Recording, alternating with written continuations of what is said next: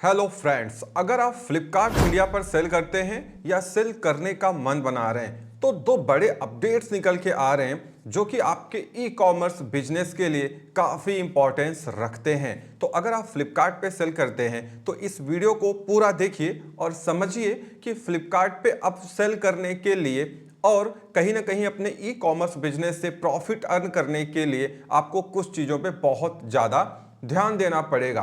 तो चलिए इस वीडियो में आगे बढ़ते हैं। अगर चैनल पे नए हैं तो चैनल को सब्सक्राइब जरूर कर लीजिएगा। सबसे पहले मैं आपको बता दूं, फ्लिपकार्ट इंडिया का एक जाना माना मार्केट प्लेस है। कभी कभी कुछ एक्टिविटीज फ्लिपकार्ट से ऐसी हो जाती हैं जो कि ये शो करता है कि फ्लिपकार्ट अभी भी बहुत बिलो द पैटर्न सोच रहा है। इसीलिए जब अमेजोन और फ्लिपकार्ट का कंपैरिजन होता है तो आपने देखा होगा अमेजोन काफी हद तक फ्लिपकार्ट से बेहतर परफॉर्म करता है अगर इन दोनों को कंपेयर किया जाए तो। फ्लिपकार्ट कहीं कोई बुरा नहीं है, लेकिन फ्लिपकार्ट की कुछ ऐसी पॉलिसीज हैं सेलर्स के लिए जो सेलर्स को भी समझ में नहीं आती हैं। तो चलिए जानते हैं सबसे बड़े अपडेट की। फ्लिपकार्ट का सबसे बड़ा जो अपडेट है वो है रिटर्न्स को लेके, और वो है OTC based returns. Recently Flipkart ने रिटर्न्स के लिए भी ओटीसी दे दिया है। अगर आपको कोई पैकेट ई कार्ड का एम्प्लॉय या ई कार्ड का एसोसिएट रिटर्न करने आता है तो उसके लिए भी ओटीसी फायर होती है, वन टाइम कोड फायर होता है। कहने का मतलब एक ओटीपी फायर होती है।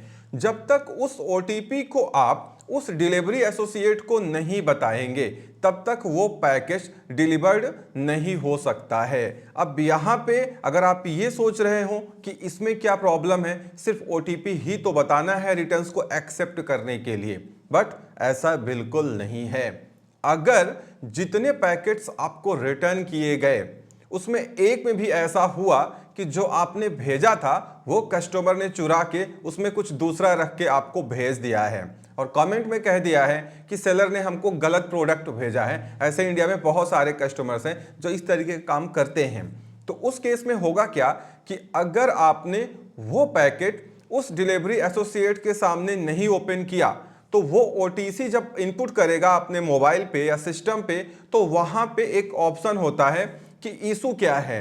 तो अगर उसने नो इशू सिलेक्ट कर रखा है और सारे पैकेट्स को डिलीवर्ड दिखा रखा है तो आप कुछ भी कह के रह जाइए, एक भी सेफ्टी क्लेम आपका फ्लिपकार्ट अप्रूव अब बिल्कुल नहीं करने वाला है।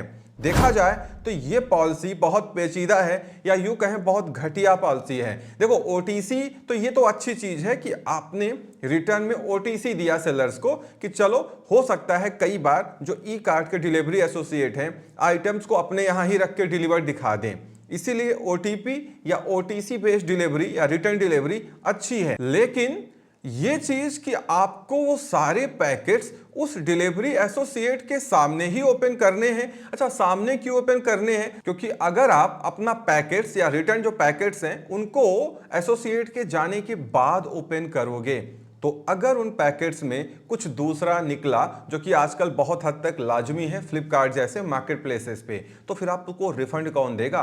सेफ्टी क्लेम आपका अप्रूव नहीं होगा। जो सेफ्टी क्लेम में आपको टीम ये कहेगी कि आपने तो ओटीसी हमारे डिलीवरी एसोसिएट को बता दिया और वहां पे उन्होंने नो इशू मार्क किया हुआ है, तो जब उस समय कोई इशू नहीं था तो इस समय इसमें दूसरा प्रोडक्ट कैसे निकल रहा है, इसी ग्राउंड पे हम आपका सेफ्टी क्लेम रिजेक्ट कर दे रहे हैं। अब आपको लगेगा कि यार इतने सारे पैकेट्स उसके सामने कैसे खोले जाएंगे? अरे दो चार ऑर्डर्स हो तो ठीक है, लेकिन अब क्या करोगे? फ्लिपकार्ट की पॉलिसी है, तो अगर आपको सेफ्टी क्लेम लेना है और 15-20 भी रिटर्न आपके आ रहे हैं तो वो सारे के सारे रिटर्न आप पहले ओपन कर लीजिए। पिकअप बॉय डिलीवरी बॉय को बोलिए कि आप सामने खड़े रहिए और उसके बाद जब आप सेटिस्फाई हो जाओ कि इसमें हमारा आइटम आया है, बाकी चोरी हुआ है, वो सारा उसको दिखा दो, देन आप उसको ओटीसी दो और फिर उसके बाद वहां पे एक ऑप्शन है उसके पास, वो सिलेक्ट कर देगा कि इन पे ये दूसरा आइटम्स निकला हुआ है, जिससे आपका सेफ्टी क्लेम अप्रूव हो जाएगा।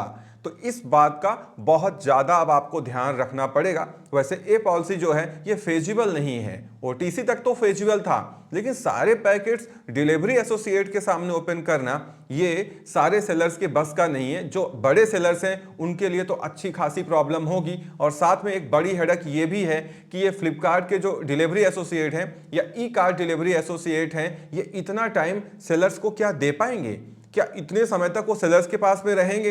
बड़ा मुश्किल लगता है, क्योंकि वो बहुत जल्दी में रहते हैं। और उसके बाद मान लीजिए आप छोटे मोटे सेलर हैं, एक दो रिटर्न है तो कोई बात नहीं, लेकिन जिसके 10, 15, 100, 200 रिटर्न आ रहे हैं, तो क्या 200 रिटर्न उसके सामने ओपन करेगा सेलर्स? क्या वो 200 रिटर्न के लिए खड़ा रहेगा आपके सामने? ये फ्लिपकार्ट को बहुत सोचना पड़ेगा। वैसे इसके लिए हमने एक एस्केलेशन भी रेज किया है फ्लिपकार्ट के साथ में, मैंने खुद पर्सनली रेज किया है कि ये सब आप क्या कर रहे हैं और ये किस हद तक फेजिबल है। अभी तक फ्लिपकार्ट का उस पर रिप्लाई नहीं आया है, जब कोई रिप्लाई आएगा तो मैं जरूर आपसे शेयर करूंगा। बात करते हैं सेकेंड अपडेट की, वो भी बड़ा अजीबोगरीब है। फ्लिपकार्ट ने कुछ दिनों से सेलर्स को ईमेल भेजा, सेलर्स को अपने सेलर सेंट्रल में नोटिफाई किया कि आप जो है हमारे ऑथराइज वेंडर से 3x5 की साइज का शिपिंग लेबल लेंगे और उसमें आप बारकोड प्रिंटर से या थर्मल प्रिंटर से जो भी हमारे शिपिंग लेबल हैं उनका प्रिंट आउट निकालेंगे और वो वहां पे पेस्ट करके आइटम्स को शिप करेंगे। अगर आप हमारे ऑथराइज वेंडर से प्रोडक्ट नहीं लेते हैं या शिपिंग लेबल नहीं परचेज करते हैं तो फिर हम आपका एसपीएफ क्लेम रिजेक्ट कर देंगे। ये ईमेल्स सारे सेलर्स के पास में गई है। कुछ लोगों को पहले गई थी, कुछ लोगों को बाद में गई। कुछ लोगों को ये कहा गया कि हम 13 जुलाई से आपका एसपीएफ सस्पेंड कर देंगे, कुछ लोगों को अगस्त का टाइम दिया गया, कुछ लोगों को जून में ही क्लोज किया गया। बट एक्चुअली इसकी हकीकत कुछ दूसरी है। ये जो शिपिंग लेबल की बात कर रहा है फ्लिपकार्ट, पहली बात, इनके जितने भी ऑथराइज वेंडर्स हैं या पार्टनर वेंडर्स हैं, वो जो प्रोडक्ट बेच रहे हैं, जो शिपिंग लेबल बेच रहे हैं, उनके रिव्यूज बहुत घटिया हैं। वो बिलो 2 स्टार हैं या बिलो 3 स्टार हैं, मतलब किसी भी हद तक इसकी क्वालिटी अच्छी नहीं है, पहली बात। दूसरी बात, इनका जो साइज है 3x5 ये इनके लिए स्पेसिफिक है, क्योंकि जनरली जो साइज चलता है वो 4x6 चलता है, जो बाकी मार्केट प्लेसेस हैं अगर आप शिपिंग लेबल यूज करते होंगे तो ये 3x5 का जो चक्कर है ना, ये थोड़ा इनका अलग है, क्योंकि अगर आपने 3x5 ले लिया तो वो लेबल बाकी मार्केट प्लेसेस पे नहीं चलेगा। यहां पे प्रॉब्लम ये है कि इनके जो ऑथराइज वेंडर्स हैं उनके जो रेटिंग्स हैं, रिव्यूज हैं प्रोडक्ट के, वो घटिया हैं, और साथ में जो इनका साइज है वो भी फ्लिपकार्ट स्पेसिफिक है। लेकिन यहाँ पे एक बात देखने वाली है कि फ्लिपकार्ट कह तो रहा था कि अगर आप ये लेबल पेस्ट नहीं करेंगे तो हम आपका एसपीएफ क्लेम अप्रूव नहीं करेंगे, बट अभी वो कर रहा है। मतलब कुल मिला के ये पॉलिसी बैकएंड से इंप्लीमेंट एक्चुअली नहीं हुई है अभी तक।